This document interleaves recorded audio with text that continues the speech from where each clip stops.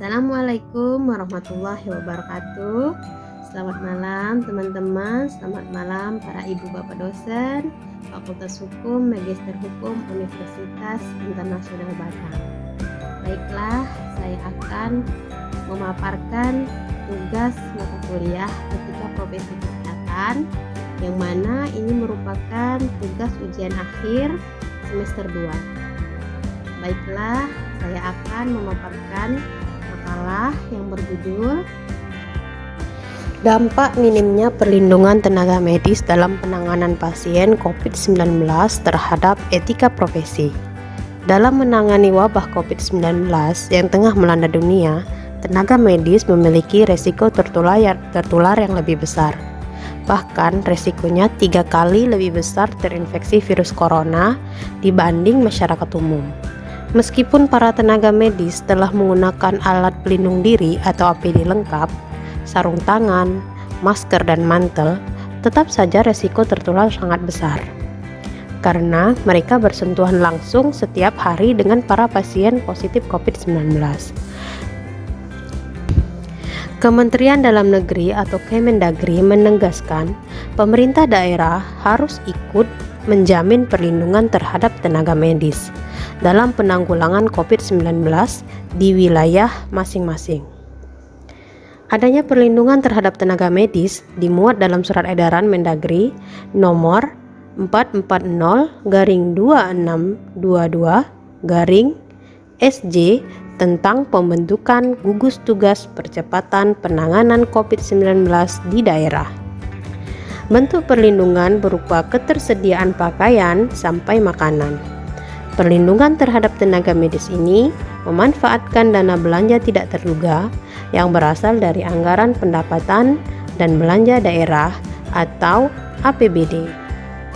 Untuk keperluan-keperluan sandang tenaga medis, dukungan dari Kemendagri ini sangat berarti bagi para tenaga medis karena akan mempengaruhi tingkat kinerja mereka yang tentu saja berkaitan dengan etika profesi para medis.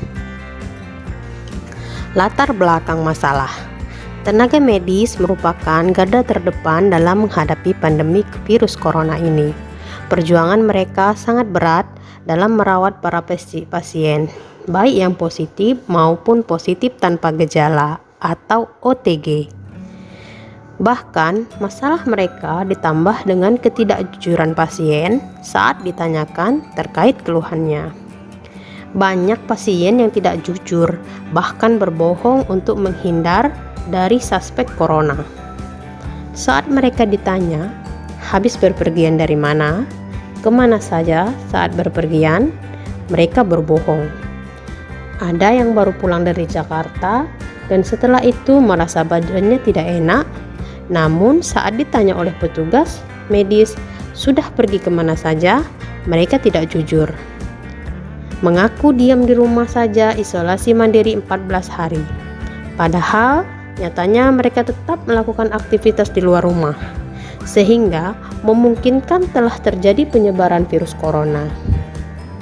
Tidak hanya itu, tenaga medis juga harus menghadapi tantangan selanjutnya, yaitu masyarakat di lingkungan mereka tinggal enggan menerima mereka. Ada yang memandang mereka dengan takut, menghindari mereka, bahkan ada yang mengusir mereka dari tempat tinggal mereka karena dianggap membawa virus corona. Perumusan masalah. Apakah dampak minimnya perlindungan tenaga medis dalam penanganan pasien COVID-19? Apa dampaknya pada etika profesi tenaga medis? Metode penelitian. Metode penelitian dalam makalah ini adalah metode penelitian kepustakaan yang bersumber dari buku-buku, jurnal, majalah, media elektronik, dan website terkait. Hasil penelitian dan pembahasan. Tenaga kesehatan.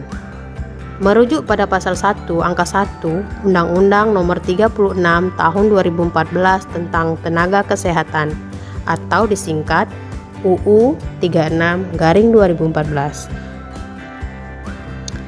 Tenaga kesehatan adalah setiap orang yang mengabdikan diri dalam bidang kesehatan serta memiliki pengetahuan dan atau keterampilan melalui pendidikan di bidang kesehatan untuk jenis tertentu memerlukan kewenangan untuk melakukan upaya kesehatan.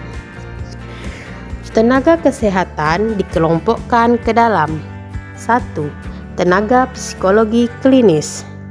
2. Tenaga keperawatan yang meliputi berbagai jenis perawat. 3. Tenaga kebidanan. 4. Tenaga kefarmasian yang terdiri atas apoteker dan tenaga teknis kefarmasian.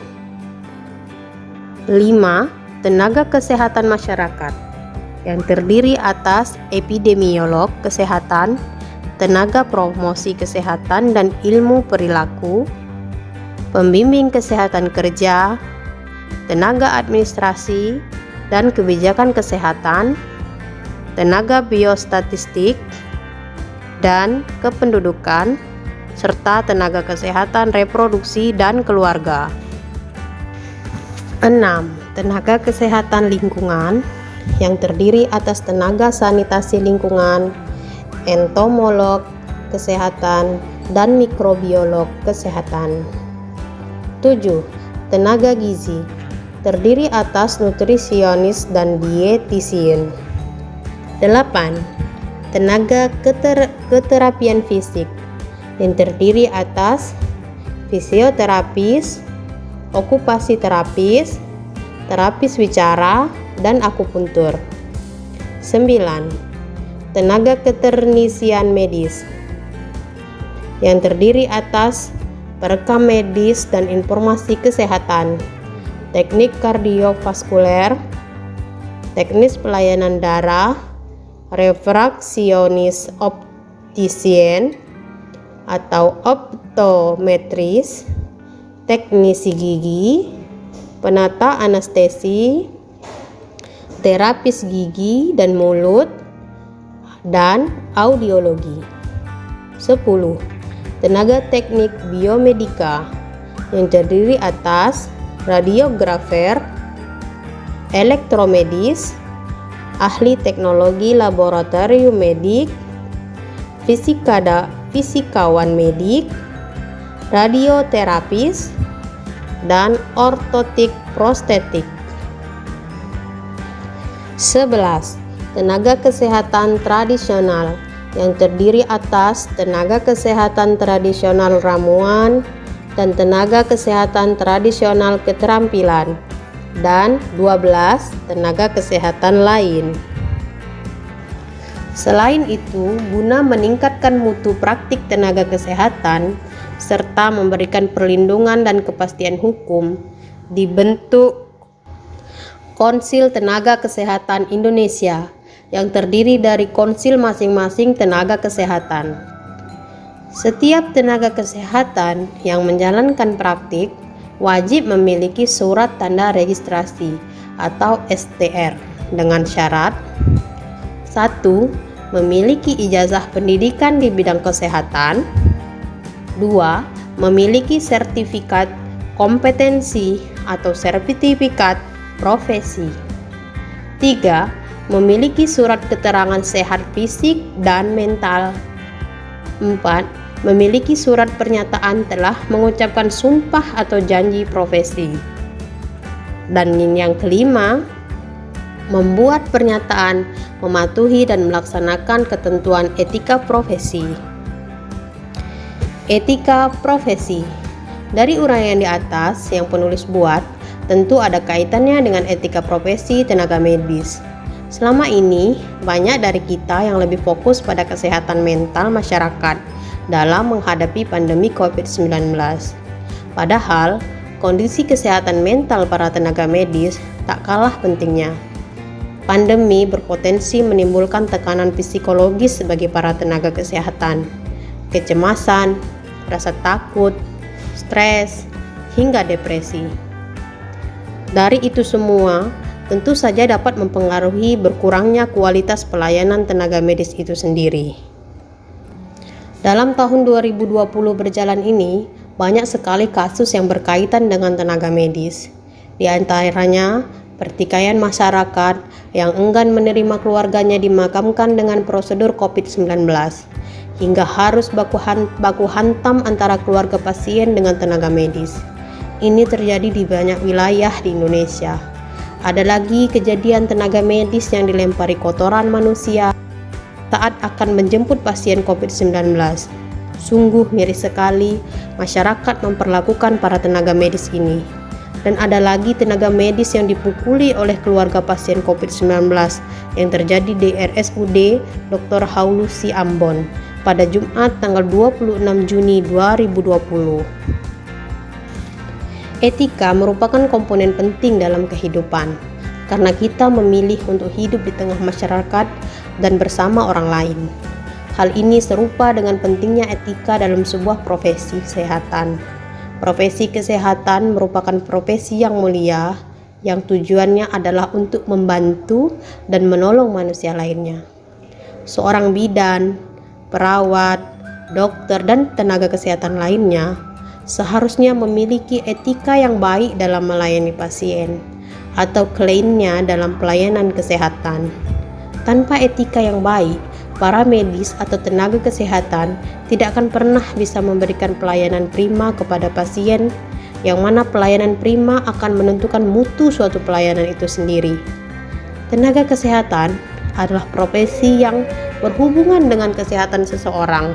Ketika kita seorang profesi kesehatan memberikan pelayanan dengan etika yang baik, yang tentunya sesuai dengan SOP, seperti seorang bidan yang menolong persalinan, seorang perawat yang memberikan pertolongan pertama kegawat daruratan pada kecelakaan, ataupun seorang dokter spesialis yang sedang melakukan operasi pada pasien.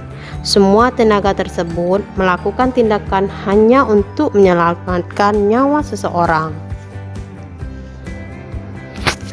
Tanpa etika yang baik, bisa saja semua tenaga tersebut melakukan tindakan semau mereka, tidak sesuai prosedur, tidak menjamin keselamatan pasien, dan mungkin hanya demi mendapat materi atau imbalan.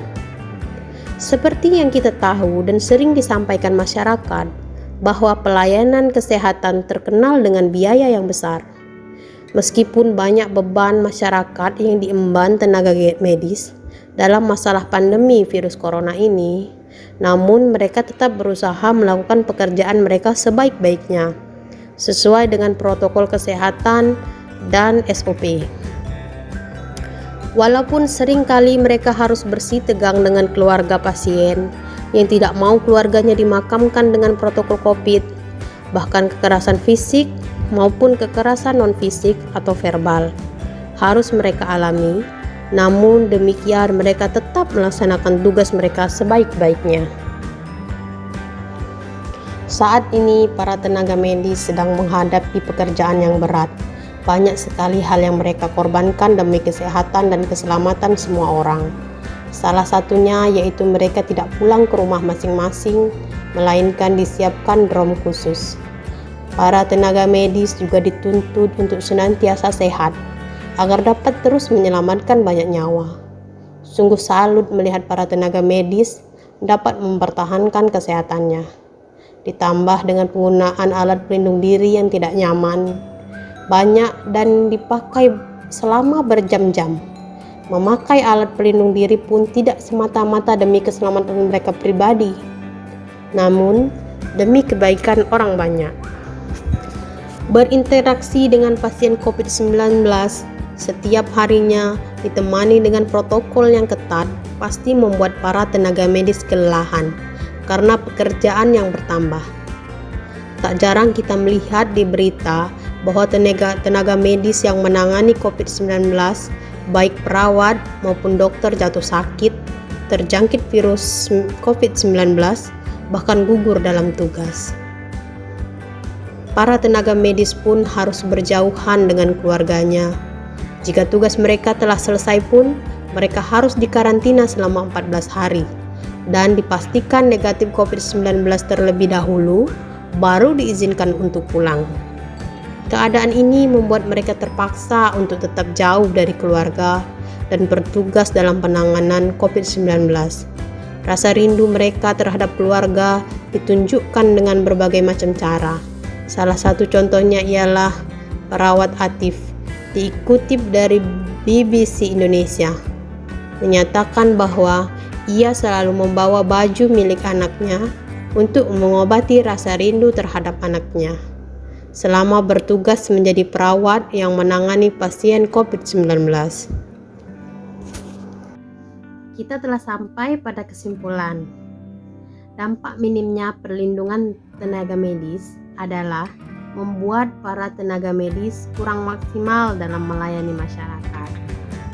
Meskipun demikian, yang harus kita pahami adalah dalam menghadapi pandemi virus corona ini, seharusnya tenaga medis bukan dianggap garda terdepan, melainkan garda terakhir.